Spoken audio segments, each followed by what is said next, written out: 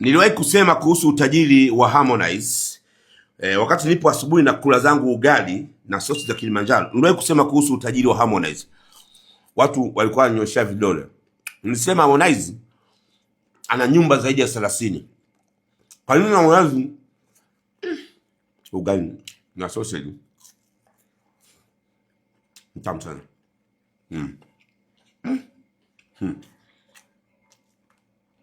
Anyway, niwewe kusema kuhusu utajiri wa nyumba za Harmonize. Harmonize ana nyumba zaidi ya 30 Dar es Salaam. Achilia nyumba ambazo wameamua kupanga kufanya maisha yake ya show off.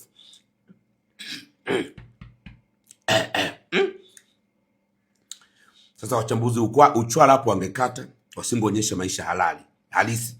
Harmonize ana nyumba zaidi ya 30.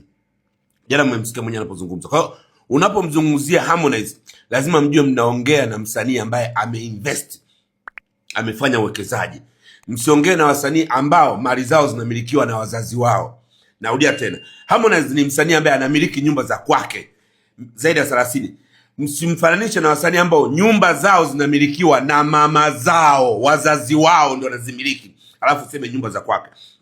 Huyu ni mchambuzi, nikiwa hapa saizi asubuhi na kula zangu sausage poa Kilimanjaro kutoka hapa nyumbani kwangu Kisota, ndani ya jumba la bilioni 1.3, huku pembeni nikila na uporo wa ugali. Huu waliupika jana wakati mimi niko China, waliupika nikaambia uwekeni.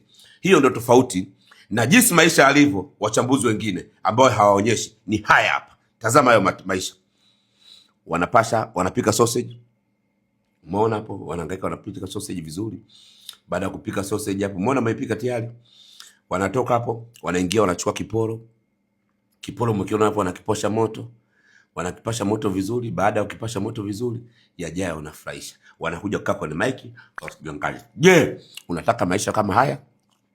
Basi ungana na familia ya Kilimanjaro Sausage Poa.